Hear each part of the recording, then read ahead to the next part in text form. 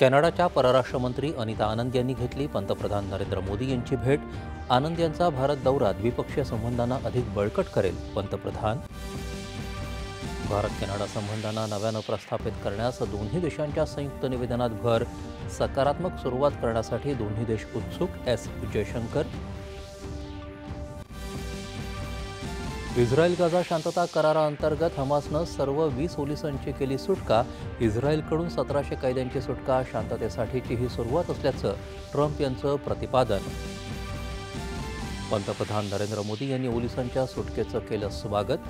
Trump आणि Netanyahu यांच्या भूमिकेची प्रशंसा करत शांतता प्रक्रियेला दर्शवला पाठिंबा। राज्यभरात महायुतीबद्दल सकारात्मक वातावरण असून स्थानिक स्वराज्य संस्थांच्या निवडणुकीत महायुतीला यश मिळेल। पक्षाच्या आढावा बैठकीनंतर मुख्यमंत्र्यांनी व्यक्त केला विश्वास।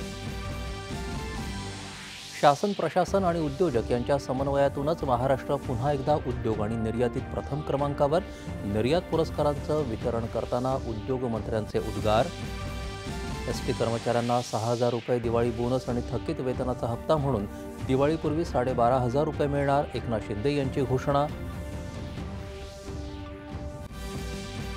राज्य माध्यमिक महामंडळांच्या 10वी-12वी परीक्षांच्या तारखा जाहीर। 12वीची परीक्षा 10 फेब्रुवारी तर 10वीची 20 फेब्रुवारीपासून होणार सुरू।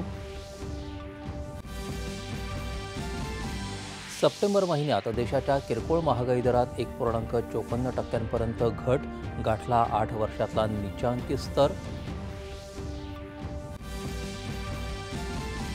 यंदाच्या अर्थशास्त्रातील नोबेल पुरस्कार जोल मुखीर, फिलिप अघियॉन आणि पीटर हॉवर्ट या तिघांना जाहीर।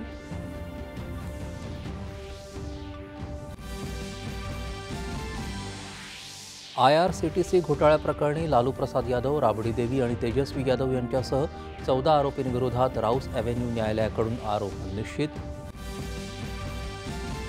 आणि दिल्ली इथं सुरू असलेल्या दुसऱ्या क्रिकेट कसोटीत वेस्ट इंडिज विरुद्ध दिवसअखेर भारताच्या 1 बाद 63 धावा, विजयासाठी 58 धावांची गरज।